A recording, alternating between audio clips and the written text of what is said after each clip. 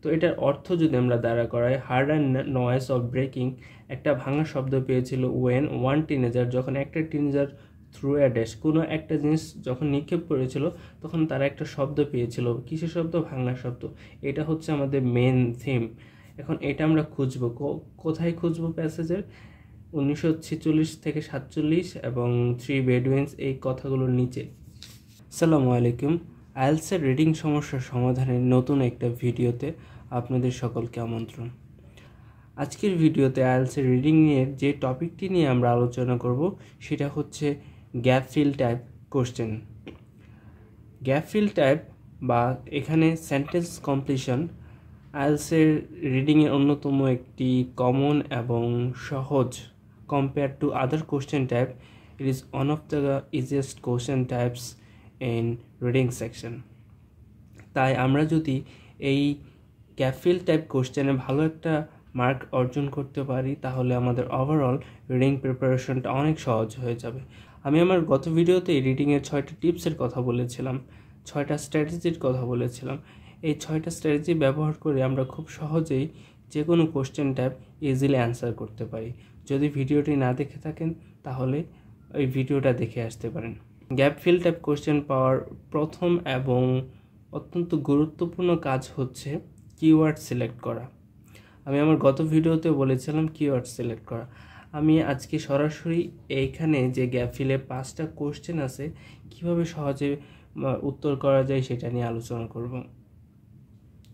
এখান থেকে যদি আমরা কিওয়ার্ড সিলেক্ট করি তাহলে আমাদের প্রথমে অত্যন্ত গুরুত্বপূর্ণ একটা কিওয়ার্ড হচ্ছে 1946 to 7, এবং তারপরে যদি একটা কিওয়ার্ড নেই তাহলে আমরা নিতে পারি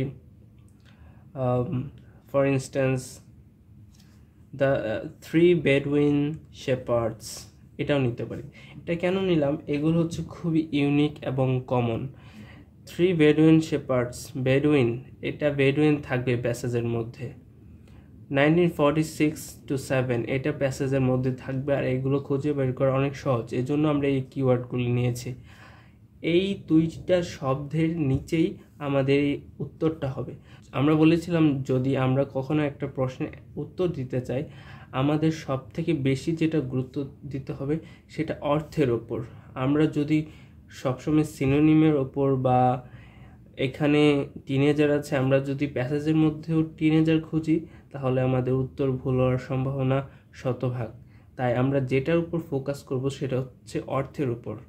আগে আমরা এখানে প্রশ্নটা পড়ে নিই। Heard and noise of breaking when one teenager threw a dash, এখানে উত্তরটা হবে কোনো কিছু একটা, যেখানে একটা জিনিস। তো এটার অর্থ যদি আমরা দাঁড়া করাই, hard and noise of breaking, একটা ভাঙা শব্দ পেয়েছিল ওয়েন ওয়ান টিনেজার, যখন একটা টিনেজার থ্রু অ্যা ড্যাশ, কোনো একটা জিনিস যখন নিক্ষেপ করেছিল তখন তারা একটা শব্দ পেয়েছিল। কিসের শব্দ? ভাঙা শব্দ। এটা হচ্ছে আমাদের মেন থিম। এখন এটা আমরা খুঁজবো, কোথায় খুঁজবো? প্যাসেজের 1946 থেকে 47 এবং 3 বেডুইনস, এই কথাগুলোর নিচে। আমরা প্যাসেজে চলে যাই। যেহেতু এটা 1 নাম্বার থেকে আমরা অ্যান্সার করছি, সো এটার বেশিরভাগ সম্ভাবনা প্যাসেজের প্রথম দিক থেকে উত্তরটা থাকবে। আমরা যদি খুঁজি, এই দেখেন প্রথমে আমরা পেয়েছি 1946 আর আর্লি 1947, এই কথাটাই এখানে উল্লেখ আছে। তারপর আমরা স্কিম করি, আমরা পড়বো না। স্কিম মানে হুবহু রিডিং না পড়ে দ্রুত চোখ বুলিয়ে যাও, এটাকে আমরা স্কিম বলি। তো আমরা এই রিলেটেড কোনো একটা শব্দ বা সেন্টেন্স পাই নাকি সেটাই আমাদের উদ্দেশ্য থাকবে। Rock, sea level, shepherd of tossed rock, এই যে আমরা পেয়ে গেছি। এখানে বলা হচ্ছে was surprise to hear a shattering sound, তার একটা শব্দ শুনে তার সারপ্রাইজড হয়ে গেছিল। One of this young shepherds tossed a rock, tossed মানে নিক্ষেপ করা বা ছোড়া, আর রক, রক মানে পাথর। তারা যখন একটা পাথর নিক্ষেপ করেছিল into an opening on the side of a cliff and was surprise, তারা সারপ্রাইজড হয়ে গেছিল টু হেয়ার আ শ্যাটারিং সাউন্ড, তারা একটা শব্দ শুনে, ভাঙা শব্দ শুনে তারা সারপ্রাইজড বা অবাক হয়ে গিয়েছিল। তো এখানে উত্তরটা আমরা বলতে পারি যখন তারা একটা পাথর নিক্ষেপ করেছিল, টসড আ রক। এখানে দেওয়া আছে threw a dash, tossed a rock, tossed a আর threw a both are same, দুইটা দুইটার অর্থ সেম, সো আমরা এখানে উত্তর হিসেবে লিখতে পারি রক। এখানে উত্তর হবে রক। আমরা পরবর্তী প্রশ্নে চলে যাই। এখানে দেয়া আছে teenagers went into the dash and found a number of containers made of dash. এখানে একটা জিনিস লক্ষ্য রাখতে হবে, যেহেতু এটা সেন্টেন্স কমপ্লিশন, যদি কোনো সেন্টেন্স কমপ্লিশনের এক লাইনের ভিতরে দুইটা গ্যাপ ফিল থাকে তাহলে আমাদের ধরে নিতে হবে প্যাসেজের মধ্যেও কোনো এক লাইনের ভিতরে উত্তরটা থাকবে। এটা একটা ভালো বেনিফিট। আপনার দুইটা খোঁজার জন্য অনেক বেশি সার্চ করতে হবে না, মোটামুটি 2 লাইনের মধ্যেই উত্তরগুলো চলে আসে।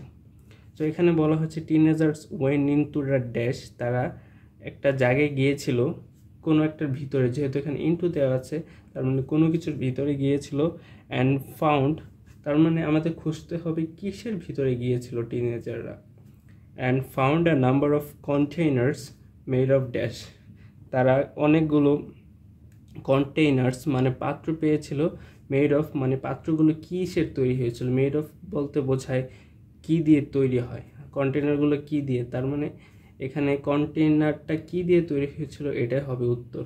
তার এখানে হবে তারা কিছু একটার ভিতরে ঢুকেছিল, আর এটা হবে কি দিয়ে তৈরি হয়েছিল কন্টেইনার। আমরা যদি প্যাসেজে যাই, এটার নিচ থেকে আমরা খোঁজা শুরু করব। এই যে এই লাইন পর্যন্ত ছিল, he and his companions enter into cave, এই যে হি অ্যান্ড হিজ কম্পানিয়ন্স মানে সে এবং তার সঙ্গীরা ল্যাটার এন্টার্ড দ্য কেভ প্রবেশ করেছিল কেভ গুহার ভিতর, and stumble across a collection of large clay jars, এখানে জার্স এই জার্স আর এন্টার দ্য কেভ, এ দেখেন টিনেজার ওয়েন্ট ইনটু তারা প্রবেশ করেছিল, আর এখানে entered the cave, both are same, তার মানে তারা কেভের ভিতরে বা গুহার ভিতরে প্রবেশ করেছিল। Found a number of containers made of dash, এখানে বলেছে জার্স, ক্লে মানে কাদামাটি আমরা জানি, আর কন্টেইনার সিনোনিম এখানে হচ্ছে জার্স, কন্টেইনার্স অ্যান্ড জার্স। কি কন্টেইনারটা কি দিয়ে তৈরি হয়েছিল, জার্স ক্লে কাদামাটি, তাহলে এটার উত্তরটা হবে মেড অফ ক্লে। ওকে, তারপর আমরা পরবর্তী প্রশ্নে চলে যাই। এখানে কিওয়ার্ড আমরা কি নিতে পারি, এখানে সব থেকে সহজ কিওয়ার্ড হচ্ছে 150 BCE অ্যান্ড 7 CE। তারপর এখান থেকে আমরা কি কোনো কিওয়ার্ড পাই, তেমন এখান থেকে কোনো ভালো কিওয়ার্ড পাই না, বাট আমরা খুঁজবো হচ্ছে যেখানে প্যাসেজে 150 BCE এবং 70 CE আছে তার নিচ থেকে। আমরা এটার প্রশ্নটা পড়ে আমরা একটা মিনিং বের করি, thought to have been written by group of people known as the dash, তার মানে এখানে একটা গ্রুপ অফ পিপলের কথা বলেছিল যাদেরকে একটা নামে চেনা হতো, নোন অ্যাজ দ্য ড্যাশ মানে এই গ্রুপ অফ পিপলকে কি নামে চেনা হতো সেটাই হবে এখানে উত্তর। আমরা প্যাসেজে যাই, এটার নিচে খুঁজবো, আমরা ডিরেক্ট কোথায় আছে, এই যে 150 BCE and 70, এটার নিচে দেখি আমরা একটু খুঁজি। এখানে পড়ে তেমন একটা কিছু পাচ্ছি না। According to the prevailing theory they are the work of a population and inhabited the area until Roman troops destroyed the settlement around 70 CE।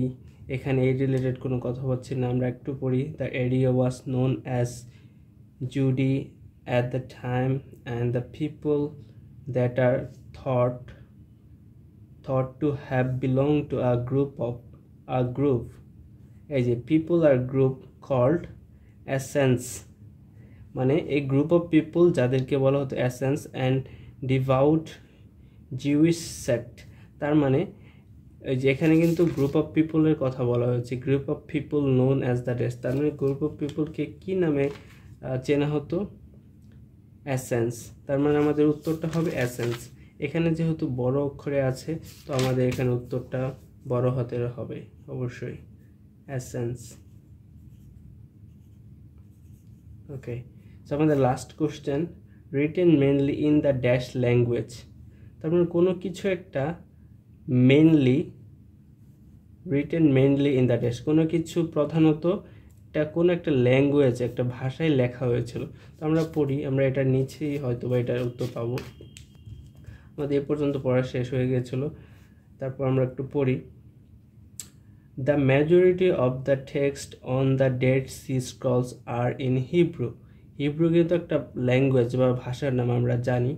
এখানে বলা হচ্ছে the majority of the text, মানে লেখার বেশিরভাগই on the Dead Sea scrolls are in Hebrew, মানে হিব্রুতে লেখা হয়েছিল। এখানে বলা হয়েছে written mainly and majority of the text both are the same. এটার সিনোনিমই হচ্ছে এটা। সো তা আমরা বুঝতে পারি এই লাইনটার উত্তরটা হবে হিব্রু। এখানে হিব্রু ল্যাঙ্গুয়েজ হবে এটা অ্যান্সার। এখানে দেওয়া আছে যেভাবে এভাবে লিখতে হবে হিব্রু।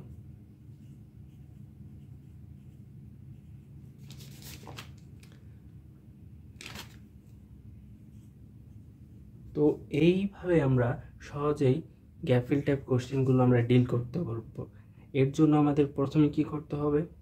আমাদের প্রথমে যেটার উপর ফোকাস রাখতে হবে, অর্থের ফোকাস রাখতে হবে। আমাদের অর্থটা ঠিক রাখতে হবে।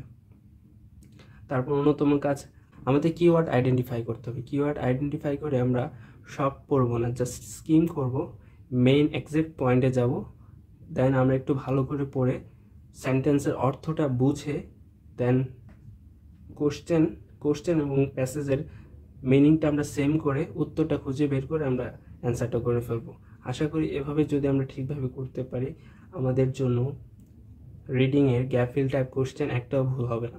যতগুলো কোশ্চেন টাইপ থাকবে আমরা সবগুলোর সঠিক উত্তর দিতে পারবো। সবথেকে মজার ব্যাপার হলো অধিকাংশ ক্যামব্রিজ কোশ্চেন রিডিংয়ের গ্যাপ-ফিল টাইপ কোশ্চেন টাইপের সংখ্যা সব থেকে বেশি থাকে অন্যান্য কোশ্চেন টাইপ থেকে। তাই আমরা যদি এটার উপর পার্টিকুলারলি একটু ফোকাস দিই, তাহলে ওভারঅল রিডিংয়ে একটা ভালো স্কোর করা যাবে। আশা করছি আপনাদের ভিডিওটা অনেক উপকারে আসবে। তো আজকের জন্য এ পর্যন্তই। আশা করি ভালো থাকবেন, সুস্থ থাকবেন। আল্লাহ হাফেজ।